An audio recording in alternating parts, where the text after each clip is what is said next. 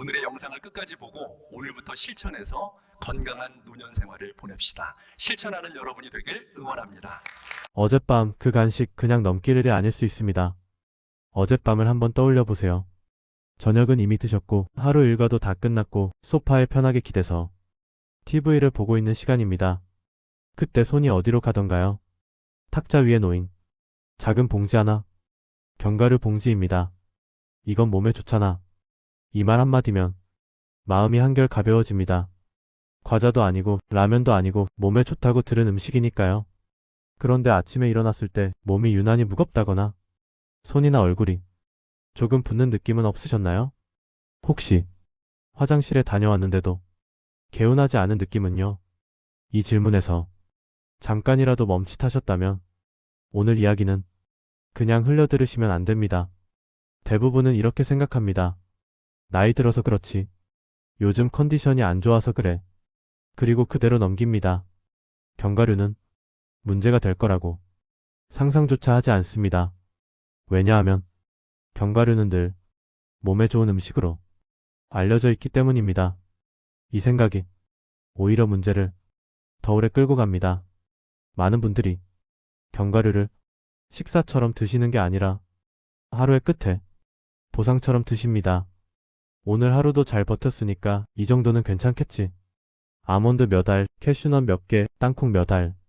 손은 계속 움직이는데 눈은 화면에 가 있고 몇 알을 먹었는지는 잘 기억나지 않습니다. 이 장면 낯설지 않으실 겁니다. 그런데 이상합니다. 분명 배가 아주 고팠던 것도 아닌데 속이 더부룩하고 몸이 묵직합니다. 여기서 많은 분들이 위나장을 먼저 떠올립니다. 하지만 이 신호를 가장 먼저 받아내는 곳은 다른 데에 있습니다. 신장입니다. 신장은 조용한 기관입니다. 아프다고 바로 티를 내지 않습니다. 소리치지도 않습니다. 그래서 문제가 생겨도 한참 뒤에야 몸의 느낌으로만 슬쩍 알려줍니다. 특히 밤에는 이 신호가 더 은근해집니다. 밤이 되면 우리 몸 전체는 방향을 바꿉니다. 활동에서 휴식으로 움직임도 줄고 물 마시는 양도 줄고 몸속 속도도 자연스럽게 느려집니다. 신장도 마찬가지입니다. 낮 동안 우리가 먹은 음식 속 노폐물과 염분을 묵묵히 걸러냈다면 밤에는 조금 쉬어야 합니다. 이게 정상입니다. 그런데 바로 이 시간에 견과류처럼 영양이 꽉 찬 음식이 한꺼번에 들어오면 상황이 달라집니다. 신장은 쉴 수가 없습니다. 처리해야 할 게 갑자기 늘어나기 때문입니다. 여기서 한 번만 생각해 보세요. 사람도 밤에 계속 일을 시키면 다음날 몸이 어떻게 됩니까? 신장도 똑같습니다. 이쯤 되면 이렇게 생각하실 수 있습니다. 그래도 나는 많이 안 먹었는데? 문제는 많이의 기준입니다. 견과류는 크기는 작지만 안에 들어있는 성분은 아주 농축돼 있습니다. 게다가 밤에 먹는 견과류는 대부분 천천히 무의식적으로 양이 늘어납니다.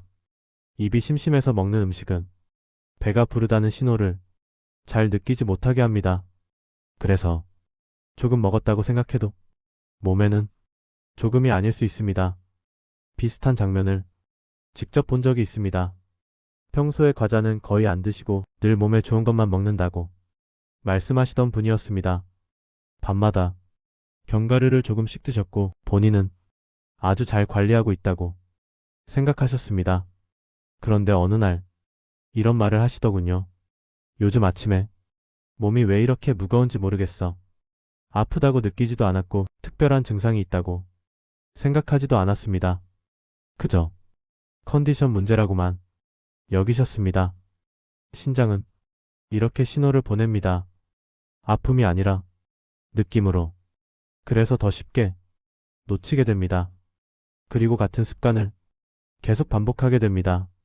괜찮겠지. 어제도 먹었는데. 이 말이 가장 위험합니다. 여기까지 오면 이 한 가지는 분명해집니다. 문제는 견과류 자체가 아닙니다. 문제는 밤에 먹는 습관입니다. 이걸 모르면 아무리 좋은 음식도 몸에는 부담이 될 수 있습니다. 반대로 이걸 알면 굳이 끊지 않아도 몸을 훨씬 편하게 만들 수 있습니다. 그래서 오늘 이야기는 먹지 마라가 아닙니다. 언제 어떻게 먹어야 몸이 덜 힘드냐 이 이야기입니다. 오늘 이 내용을 끝까지 들을 이유도 여기에 있습니다. 오늘 밤 똑같은 상황이 와도 선택이 달라질 수 있기 때문입니다. 다음 이야기에서는 왜 예전에는 괜찮았던 습관이 지금은 다르게 느껴지는지, 나이가 들면서 몸 안에서 어떤 변화가 생기는지 그 이유를 아주 생활적인 말로 풀어보겠습니다. 지금까지의 이야기가 조금이라도 내 얘기 같다 느껴지셨다면 다음 이야기는 더 가까이 들리실 겁니다. 예전엔 괜찮았는데 왜 지금은 다를까요? 가끔 이런 생각 들지 않으셨나요? 예전엔 이 정도는 아무 일도 아니었는데 밤에 조금 먹어도 괜찮았고 아침에 몸이 무거워도 하루 지나면 금방 풀렸던 시절. 그런데 요즘은 똑같이 먹었는데도 몸이 다르게 반응합니다. 붓는 느낌이 오래가고 괜히 하루가 더 피곤하고 회복이 느립니다. 이걸 두고 많은 분들이 이렇게 말합니다. 나이 들어서 그렇지. 맞는 말이기도 합니다. 하지만 여기에는 조금 더 구체적인 이유가 숨어 있습니다. 몸은 어느 날 갑자기 확 늙지 않습니다. 조금씩 아주 조용히 방식이 바뀝니다. 젊을 때 몸을 한번 떠올려 보세요. 조금 무리해도 다음 날이면 어느 정도 정리가 됐습니다. 마치 큰 통에 물을 붓는 것처럼 조금 넘쳐도 금방 비워졌습니다. 지금은 어떨까요? 통의 크기는 조금 줄었고 비워내는 속도도 예전만큼 빠르지 않습니다. 그런데 우리는 여전히 예전 기준으로 먹고 자고 쉬고 있습니다. 이 차이에서 문제가 생깁니다. 신장은 이 변화에 아주 민감한 기관입니다. 왜냐하면 신장은 버텨주는 역할을 하는 기관이기 때문입니다. 조금 힘들어도 티를 내지 않고 조금 무리해도 일단 처리하려고 합니다. 그래서 우리는 신장이 힘들어지는 순간을 거의 느끼지 못합니다. 여기서 한 가지 떠올려 보세요. 요즘 하루에 드시는 약 몇 가지나 되시나요? 혈압약, 당뇨약, 관절약, 위장약. 약을 먹는다는 건 몸이 이미 여러 가지 일을 동시에 하고 있다는 뜻입니다. 신장은 이 약들을 거의 다 거쳐서 처리합니다. 즉, 아무 일 없는 것처럼 보여도 신장은 이미 바쁜 상태일 수 있습니다. 이 상태에서 밤에 견과류가 들어옵니다. 낮이었다면 큰 문제 없었을 수도 있습니다. 하지만 밤은 다릅니다. 밤에는 몸 전체가 속도를 줄입니다. 신장도 같이 속도를 낮춥니다. 그런데 이때 처리해야 할 것이 갑자기 늘어나면 어떻게 될까요? 신장은 다시 속도를 올릴 수밖에 없습니다. 이게 하루 이틀이면 몸이 그냥 넘길 수 있습니다. 하지만 이게 습관이 되면 이야기가 달라집니다. 여기서 이런 생각이 드실 수 있습니다. 그래도 나는 특별히 아픈 데 없는데? 바로 이 말이 가장 많이 나오는 말입니다. 왜냐하면 신장은 아프다고 말하지 않기 때문입니다. 신장은 쓰러지기 전까지 참는 기관입니다. 그래서 괜찮다고 느낄 때 이미 부담은 조금씩 쌓이고 있을 수 있습니다. 비슷한 이야기를 자주 듣습니다. 검진 전까지는 아무 느낌도 없었어요. 이 말은 거짓이 아닙니다. 정말로 아무 느낌이 없을 수 있습니다. 그만큼 신장의 신호는 조용합니다. 그래서 생활 속 변화로 미리 눈치채는 게 무척 중요합니다. 다시 밤 견과류 이야기로 돌아가 보겠습니다. 젊을 때는 밤에 먹어도 다음날 처리할 여유가 있었습니다. 지금은 그 여유가 조금 줄어들었을 뿐입니다. 문제는 우리가 이 변화를 기준에 반영하지 않았다는 점입니다. 몸은 변했는데 습관은 그대로인 상태. 이 상태가 가장 위험합니다. 여기서 한 번만 더 자기 몸을 돌아보세요. 예전보다 회복이 느려졌다고 느끼십니까? 하루면 괜찮던 게 이틀, 사흘 가는 느낌. 이건 의지가 약해진 게 아니라 몸의 처리 속도가 바뀌었다는 신호입니다. 예전 기준으로 지금의 몸을 판단하면 자꾸 무리가 생깁니다. 특히 밤에 먹는 습관은 가장 먼저 조정해야 할 부분입니다.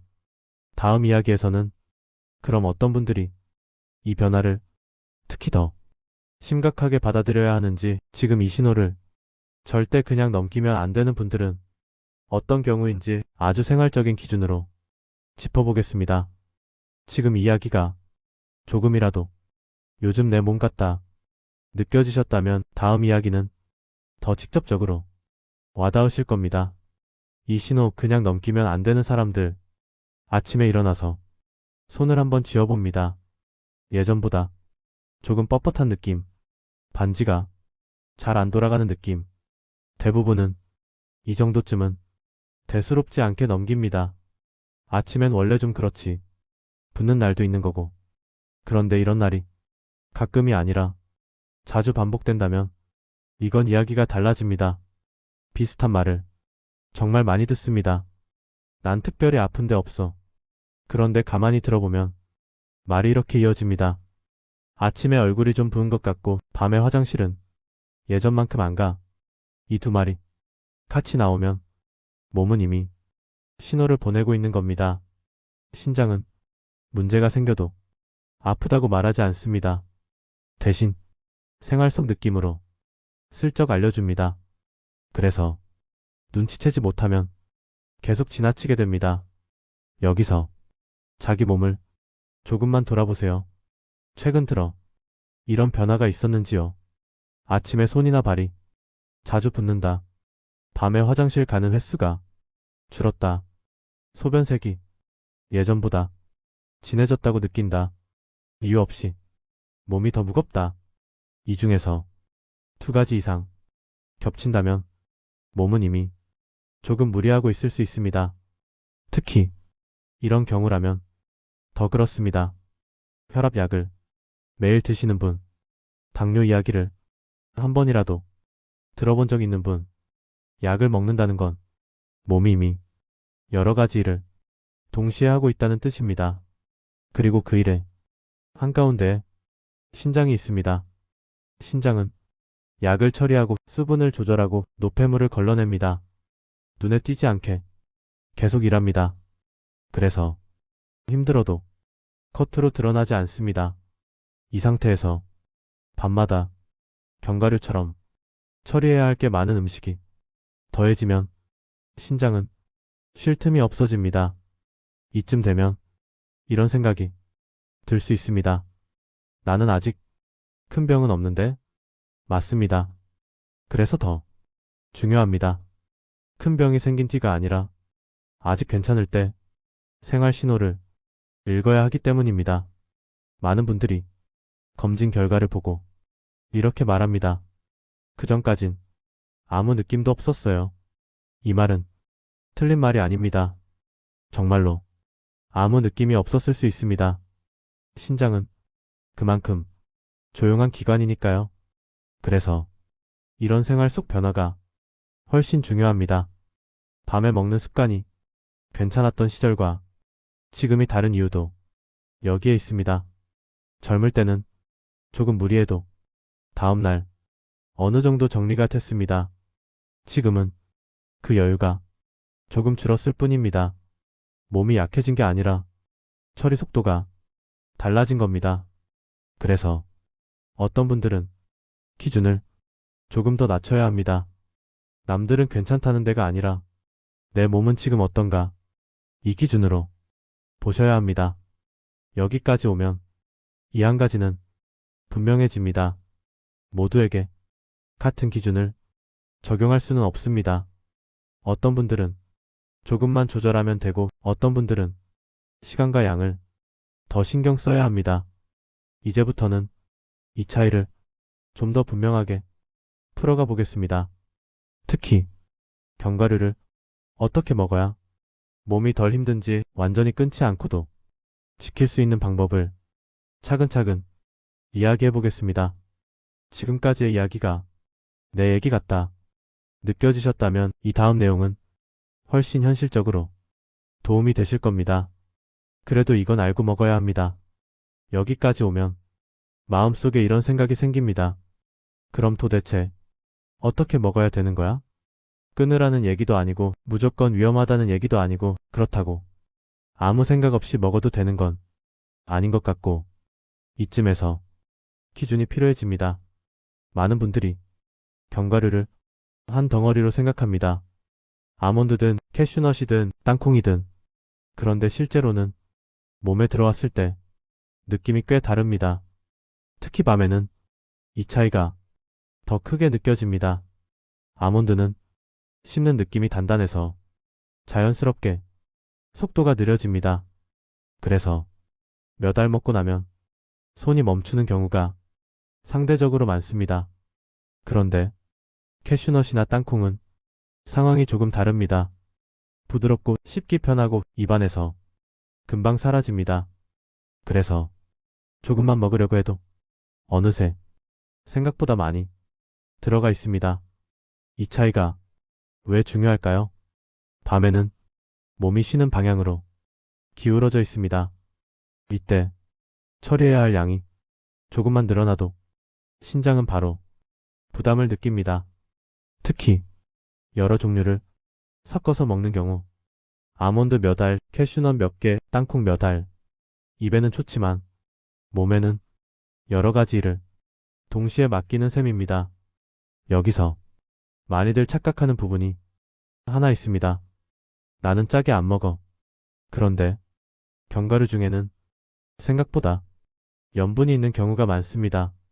특히 간이 살짝 된 제품, 볶은 제품. 이건 입에는 잘 안 느껴져도 몸에는 분명히 남습니다. 밤에 이런 염분이 들어오면 신장은 수분을 붙잡아 두려고 합니다. 그래서 다음날 아침 붓는 느낌이 더 강해질 수 있습니다. 또 하나 놓치기 쉬운 부분이 있습니다. 나는 물을 많이 마시니까 괜찮아. 물 자체는 나쁘지 않습니다. 하지만 밤에는 이야기가 조금 달라집니다. 견과류를 먹고 물을 많이 마시면 신장은 걸러낼 것도 많고 조절할 것도 많아집니다. 이러면 몸은 자는데 신장은 계속 바쁠 수밖에 없습니다. 그래서 밤에 견과류를 먹고 이런 느낌이 있었다면 한번 떠올려 보셔야 합니다. 아침에 손이 더 부었다. 몸이 무겁다. 소변이 시원하지 않다. 이건 우연일 수도 있지만 자주 반복된다면 습관을 점검해 볼 신호입니다. 그렇다고 여기서 그럼 아예 먹지 말자. 이 결론으로 갈 필요는 없습니다. 오히려 그건 오래가지 않습니다. 사람은 완전히 끊으려고 하면 다시 돌아옵니다. 중요한 건 조절할 수 있는 방식입니다. 이제부터는 견과류를 척처럼 보지 말고 자리를 옮길 대상으로 보셔야 합니다. 밤에 먹던 걸 낮으로 옮기고 봉지째 먹던 걸 그릇에 덜고 무의식적으로 먹던 걸 의식적으로 멈추는 것. 이 변화만으로도 몸 반응은 확실히 달라집니다. 이쯤에서 이런 생각이 자연스럽게 들 겁니다. 그럼 나는 어디까지 괜찮은 거지? 그 질문이 아주 정확한 질문입니다. 사람마다 기준은 다릅니다. 누구는 시간만 바꿔도 되고 누구는 양까지 함께 조절해야 합니다. 그래서 다음 이야기에선 이 기준을 좀 더 분명하게 나눠보려고 합니다. 어떤 분들은 조금만 바꿔도 충분한지, 어떤 분들은 밤에는 아예 피하는 게 좋은지, 내 몸이 어디쯤에 있는지 스스로 판단할 수 있게 차근차근 풀어보겠습니다. 지금까지의 이야기가 고개를 끄덕이게 했다면 이 다음 내용은 실제로 생활에 바로 써먹게 될 겁니다. 이쯤 되면 이런 생각이 조금씩 올라옵니다. 나는 어느 쪽일까? 시간만 조금 바꾸면 되는 사람인지 아니면 양까지 같이 조심해야 하는 사람인지 이걸 아는 게 생각보다 중요합니다. 왜냐하면 기준을 너무 느슨하게 잡아도 문제고 괜히 필요 이상으로 겁먹을 필요도 없기 때문입니다. 먼저 이런 경우를 떠올려 보세요. 낮에는 컨디션이 괜찮은 편인데 아침에만 유독 몸이 무겁습니다. 손이 붓고 얼굴이 덜 빠지고 화장실을 다녀와도 개운하지 않습니다. 이런 느낌이 밤 이후에만 반복된다면 원인은 생활 습관 쪽에 가까울 가능성이 큽니다. 이런 분들은 먹는 시간을 옮기는 것만으로도 몸 반응이 확 달라지는 경우가 많습니다. 반대로 이런 경우도 있습니다. 아침부터 몸이 잘 붓고 낮에도 피로가 쉽게 쌓이고 예전보다 회복이 느리다고 느낍니다. 여기에 혈압이나 혈당 이야기까지 겹쳐 있다면 몸은 이미 여유가 많지 않을 수 있습니다. 이런 상태에서는 시간뿐 아니라 양까지 같이 신경 쓰는 게 훨씬 안전합니다. 여기서 중요한 건 이걸 겁주듯 말하는 게 아니라 기준을 현실적으로 잡아주는 겁니다. 모든 사람이 같은 방식으로 먹을 필요는 없습니다. 몸이 보내는 신호의 강도에 따라 대응도 달라져야 합니다. 많은 분들이 이런 말을 합니다. 나는 약 먹고 있으니까 괜찮지 않나? 이 말에는 맞는 부분도 있고 놓치고 있는 부분도 있습니다. 약은 혈압이나 혈당을 도와주지만 몸의 부담을 완전히 없애주지는 않습니다. 특히 신장은 약을 처리하는 과정에서도 계속 일을 합니다. 즉, 겉으로는 안정돼 보여도 안에서는 계속 바쁜 상태일 수 있습니다. 이럴 때 밤에 견과류가 더해지면 몸은 조금만 쉬고 싶다는 신호를 보내기 시작합니다. 그게 아침의 무거움이고 붓는 느낌이고 개운하지 않은 느낌입니다. 그래서 이 신호를 무시하지 않는 게 중요합니다. 여기까지 오면 이런 생각이 자연스럽게 들 겁니다. 그럼 도대체 얼마까지 괜찮은 거야? 이 질문도 아주 정확합니다. 정답은 한 가지로 정해져 있지 않습니다. 하지만 기준을 잡는 방법은 있습니다. 낮에 먹었을 때 몸이 편한가? 다음날 아침 붓는 느낌이 줄어드는가? 소변이 조금 더 시원해졌다고 느껴지는가? 이 세 가지만으로도 몸은 충분히 답을 줍니다.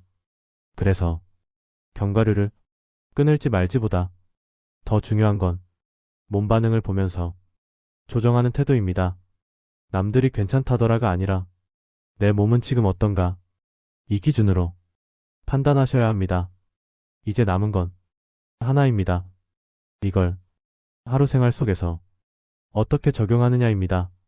아침에 어떻게 시작하고 낮에는 어떻게 먹고 밤에는 무엇을 피하면 좋은지 이제부터는 아주 구체적인 생활 장면으로 하나씩 짚어보겠습니다. 지금까지의 이야기가 머리로 이해됐다면 이 다음 내용은 몸으로 바로 써먹게 될 겁니다. 아침부터 한번 떠올려 봅니다. 눈을 뜨고 몸을 일으킬 때 느낌이 어떻습니까?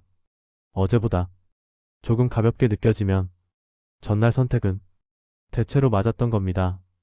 반대로 몸이 무겁고 손이 잘 안 쥐어지고 얼굴이 덜 빠진 느낌이라면 몸은 이미 답을 주고 있는 상태입니다.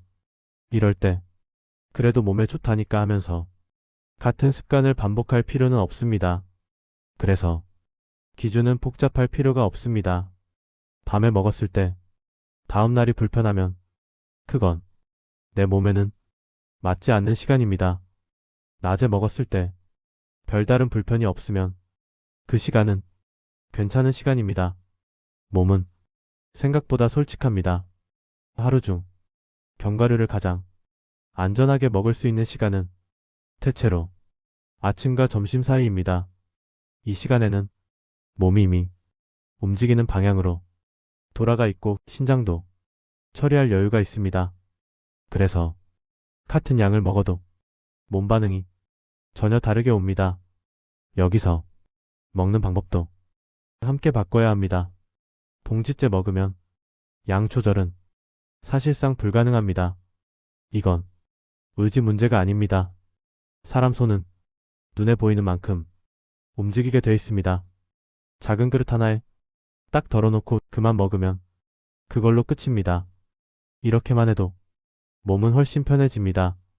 밤에는 선택 기준이 조금 달라집니다. 배를 채울 생각이 아니라 입을 달래는 정도로 기준을 낮추셔야 합니다. 따뜻한 차 한 잔, 과일 몇 조각, 아주 작은 고구마 한 조각. 이 정도면 입은 만족하고 몸은 부담을 덜 받습니다. 견과류를 밤에 꼭 먹고 싶을 때도 있을 수 있습니다. 그럴 땐 양을 반으로 줄이고 종류를 하나로만 정하세요. 여러 가지를 섞어 먹는 순간 몸은 한꺼번에 여러 일을 떠안게 됩니다. 이쯤 되면 이런 생각이 자연스럽게 들 겁니다. 이 정도면 생각보다 할 만한데? 맞습니다. 이건 참는 게 아니라 방향을 바꾸는 겁니다. 그래서 오래 갑니다. 몸 관리에서 가장 위험한 순간은 아예 포기할 때가 아니라 대충 괜찮겠지라고 생각할 때입니다. 작은 신호를 알고 나면 선택이 달라집니다. 선택이 달라지면 몸도 달라집니다. 이제 남은 건 이 습관을 어떻게 계속 가져가느냐입니다. 그래서 마지막으로 이것 하나만 기억해 두셔도 됩니다. 밤에 먹을지 말지 고민되는 순간 내일 아침 몸을 먼저 떠올려 보세요. 그 장면 하나면 선택은 자연스럽게 정해집니다. 이 이야기가 지금 당장 크게 와닿지 않더라도 괜찮습니다. 다음번에 비슷한 상황이 왔을 때 문득 떠오르면 그걸로 충분합니다. 몸은 그 선택을 기억합니다. 그리고 조금씩 편해지기 시작합니다. 여기까지의 이야기가 생활 속에서 한 가지라도 바꾸게 만들었다면 이 긴 이야기는 이미 역할을 한 겁니다. 오늘 밤 어제와 다른 선택 하나, 그게 내일 아침을 조금 다르게 만들 겁니다. 이 영상이 도움이 되셨다면 구독, 좋아요 눌러주시고 다음 영상도 기대해주세요. 저는 여러분의 건강을 응원합니다. 모두 건강하세요.